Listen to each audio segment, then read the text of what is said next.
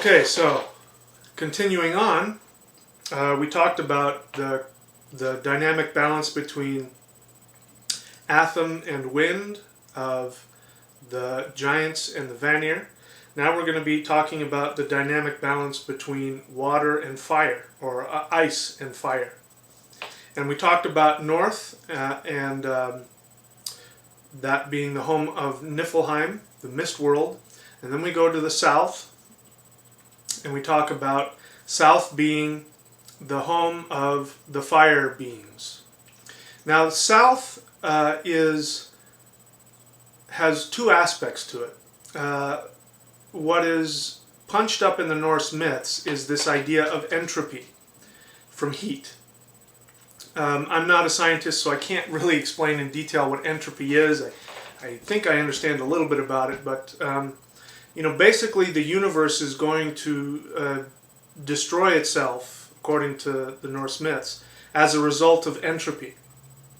Energy escaping that cannot be brought back into order. So just chaos. Now this is what heat does. It heats everything up, and you have the order of the ice in Niflheim, the matrix of ice, and the heat has the molecules vibrating rapidly, and it loses its cohesion.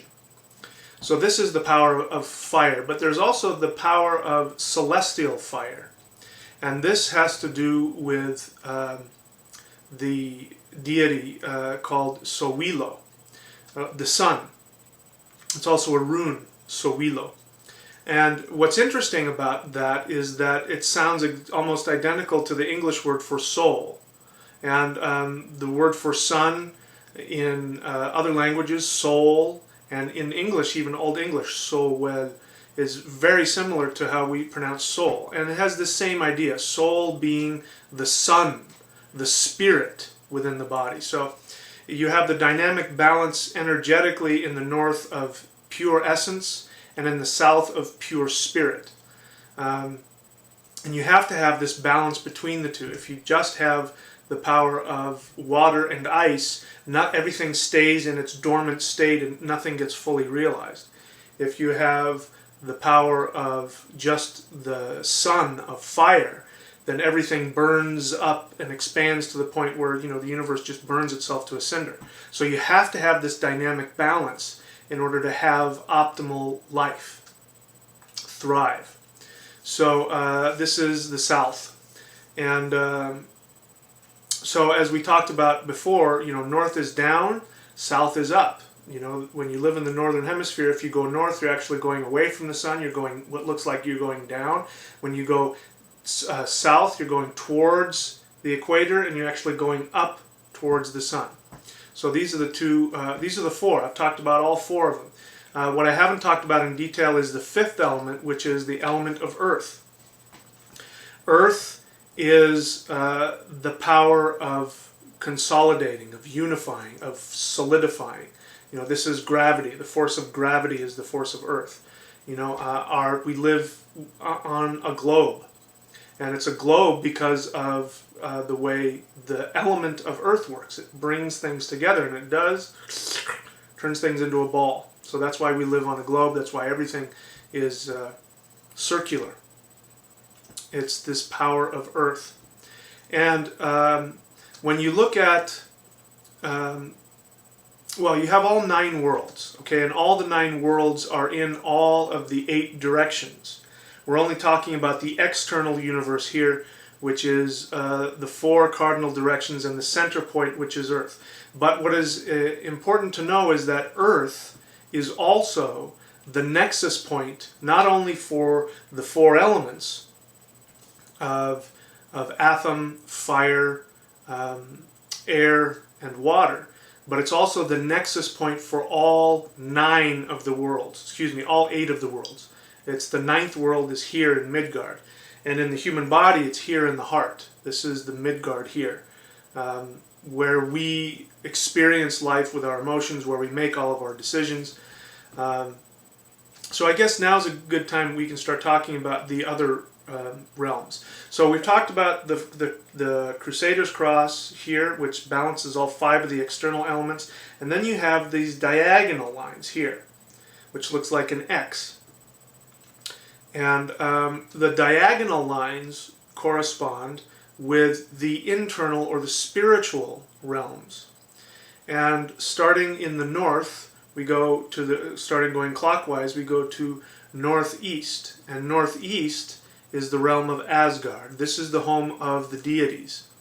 And even the rune, the letters, the first letter of A, is also the first letter for Atham. So we're moving towards Atham. So that's why there's this connection between the Aesir and with Thor. Thor is both God and he is giant at the same time.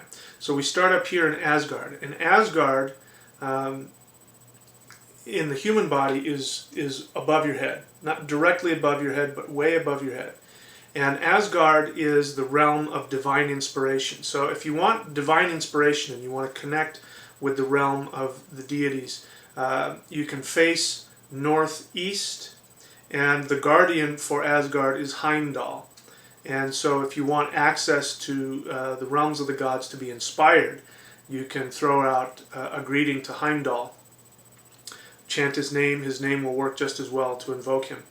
And this will connect you to the power of the deities of divine inspiration, of the source of Odin. Actually, the center of Earth is Odin.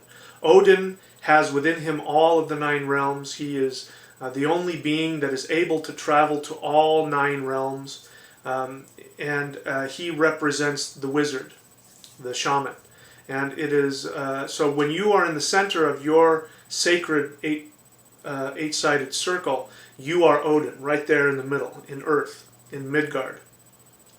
So, so that's the first diagonal line that comes down. Now, I'm not going to go clockwise. I'm going to go directly down to the opposite end of that diagonal, which would be the southwest. And in the southwest, we have the realm of Hell.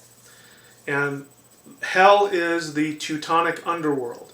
And as you can tell, it's the same word that the Christians adopted in English for their world of torment and punishment, which is hell.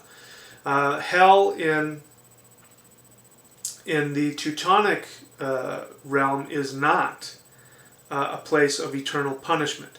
Now, there are people who are punished there, but the idea is not eternal punishment. It's that these are people who have adopted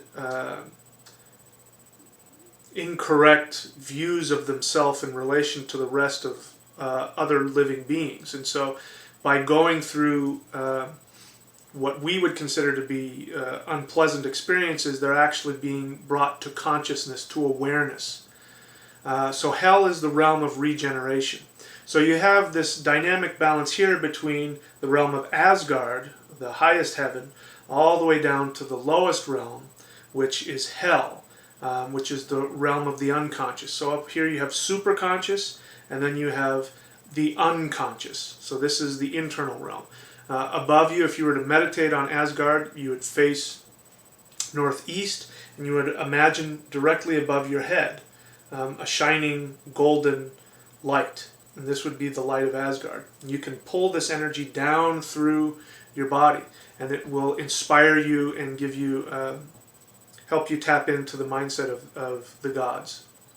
And in hell, hell is not someplace I necessarily recommend working with directly unless you've got a lot of guts. Because in hell, you know, you have your underworld. You're going to have all of your unconscious issues. So all of your fears, all of your mistaken understandings, all of your emotional patterns, you know, your relationship difficulties, your parental this, you know, sexual problems, all that stuff is going to be in hell. And so, and I've done this, and I only recommend it if you've got something you really want to work on. And if you do, then be prepared. You can face southwest and imagine the light of heaven shining down into hell, which would be directly beneath you. And you can imagine that bringing up unconscious issues. But don't do it unless you're prepared for, you know, stuff is going to happen. So that's the direct combination, you've got Asgard going all the way down to Hell. That's the first dynamic polarity between those two. Then, going back to the north and moving clockwise, you have the realm of the dwarves. Okay, so anyway, we've taken up a lot of time. So the next time I'm going to talk about the dynamic balance between the home of the dwarves and the home of the elves.